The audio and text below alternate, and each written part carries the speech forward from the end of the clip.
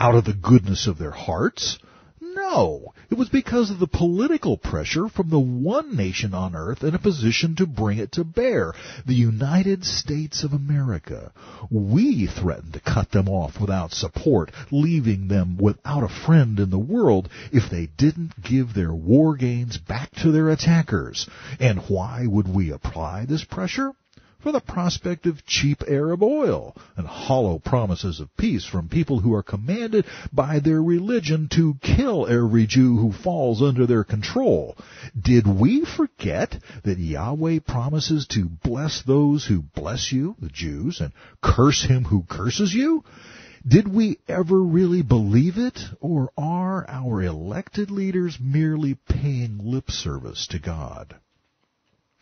Even as I write these words, the most vocally, quote, Christian president to come along in many years is applying pressure on Israel to give up the West Bank to the Muslims, a move that, without divine intervention, would eventually spell certain death for the nation of Israel. He has already succeeded in forcing them to abandon the Gaza Strip to the Palestinians. If you don't see the connection, remember this. Gush Katif was surrendered to the Muslims just hours before New Orleans was sacrificed to Hurricane Katrina. It didn't have to happen. It is we who are plundering and robbing the Jews. Sackcloth and ashes are in order here. It's time to repent.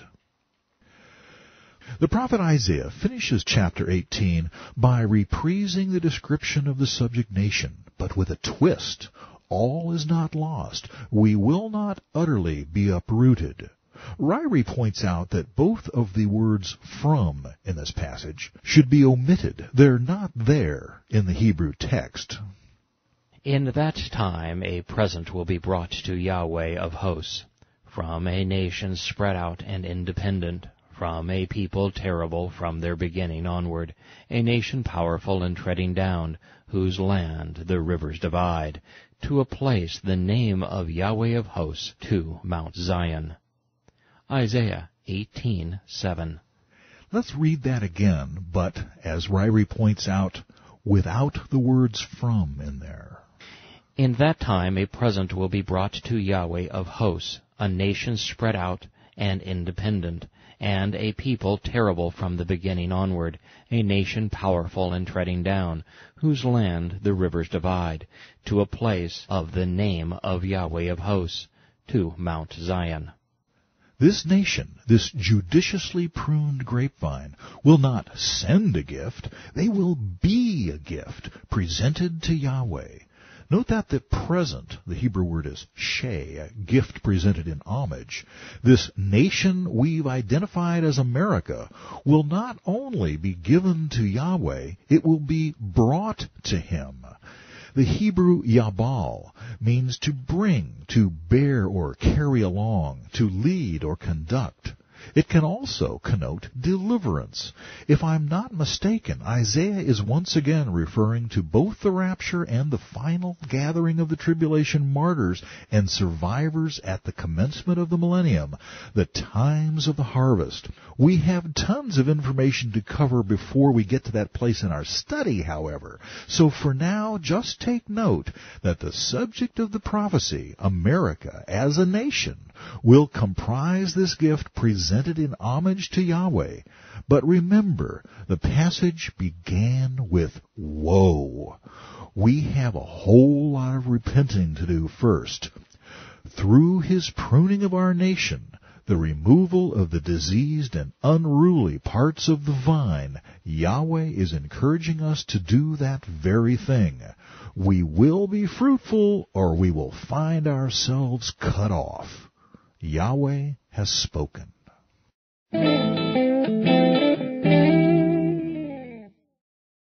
Even if the U.S. weren't to be drastically trimmed back with Yahweh's pruning shears before the rapture, it most certainly will be afterwards.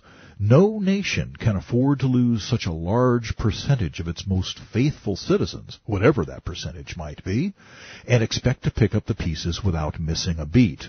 I mean, if God were planning to rapture only repeat felons and their lawyers, it might be a different story. Nobody would miss them very much. But the people who meet Yahshua in the air will be the backbone of American society. They aren't necessarily the richest or most successful, the most powerful or influential, but they'll tend to be the folks who are willing to show up for work every day, intending to give a full day's labor for a full day's pay. They aren't working the angles or trying to figure out how to beat the system, but are rather content to serve their employers or clients with the same enthusiasm and dedication they would display if they were working for Yahshua himself, because they know that in the end they are. There are people like that in other countries, of course, just as there are non-Christians in America who behave in more or less the same responsible way, though not for the same reasons. I'm obviously speaking in sweeping generalities. My point is that the United States will be affected more directly and more dramatically by the rapture than any other country. And when you're the world's only superpower, the ramifications are serious. The geopolitical balance of power will begin shifting away from America almost immediately after the rapture, if not before, subtly at first and more markedly as time goes on. But shift to whom? Who is ready to fill America's role as the big dog on the block, for good or ill? Russia would like to fill the gap, and they'll always be a force to be reckoned with. But after enduring 70 years of communist rule, they've lost the ability to think like world leaders. Now they find it hard trying to run their own fragmented country. China? It's certainly large enough and belligerent enough, but the idea of dominating the world is foreign to them, at least for now. But things change. Stay tuned. They've always been an introspective people, and their new brand of communo-capitalism has focused their attention on their own issues and opportunities more than ever. Sub-Saharan Africa is, between AIDS and genocidal wars, seemingly bent on self-destruction. South America can't seem to get its act together as much as they'd like to. That leaves two candidates, Europe and the House of Islam. The Islamic nations, mostly in the Middle East, will play a unique and largely unforeseen part in the unfolding of the last days. They have both an historic agenda of world domination and a major role to play in biblical end times prophecy. But because Islam is so thoroughly misunderstood, I would like to save the discussion of this whole subject for a separate chapter. Although most Americans are blissfully unaware of the fact, Europe is a viable contender for the title of future superpower. Several lines of inquiry lead us to this conclusion. Historically, and especially for the last half a millennium, Europe has been the most expansionist region on the planet. World conquest is in their blood. Spain, France, and Germany held vast tracts of land outside their borders, and even smaller nations like Britain, Belgium, the Netherlands, and Portugal extended their influence and dominance over far-flung empires. And we have already seen that part of Europe, specifically 10 nations once within the Roman Empire, will comprise the Antichrist's seat of power when he appears. How does all this square with present reality? Perfectly. Why? Ask the French. For some reason, they got tired of getting pummeled by Germany every 30 years ago. As early as 1929, their Prime Minister Aristide Briand proposed a political integration of Europe. After World War II, Winston Churchill, equally tired of having to bail the French out, said, "We must now build a kind of United States of Europe." He went on to say, "The first step must be a partnership between France and Germany," unquote. Actually, the first step would turn out to be the Benelux Agreement, an economic union of sorts between three small Western European monarchies, Belgium, the Netherlands, and Luxembourg, implementing in 1947 and 48 a union that proved to be the precursor of today's 27-member European Union. Europe was coming to the realization that unless they banded together, politically, economically, and even militarily, they would continue to find reasons to kill each other. In recent years, the focus has shifted towards countering the growing dominance of the United States, a nation Europe has increasingly come to regard as its own willful child, grown too strong to be trusted and too independent to be reliable as an ally. A nation spread out and independent, a people terrible from their beginning onward, a nation powerful and treading down, as Isaiah put it. Today, Europe sees America's penchant for acting unilaterally in its own interests as arrogance, a dangerous tendency that precipitates delusionment and fear among its fellow nations. With the implosion of the Soviet Empire, Europe has come to feel that America needs to be countered by another superpower to keep our imperialist tendencies in check. How's that for hypocrisy? It's ironic, really, if only they knew how much the average American citizen detests the foreign adventures in which we find ourselves embroiled, whether for our own survival, the arrogance of our politicians, or because of our Judeo-Christian humanitarian ideals. For our part, Americans have a hard time taking Europe seriously, finding it impossible to forget that we were forced to risk our lives like a reluctant policeman twice during the last century in an effort to quell Europe's self-inflicted turmoil.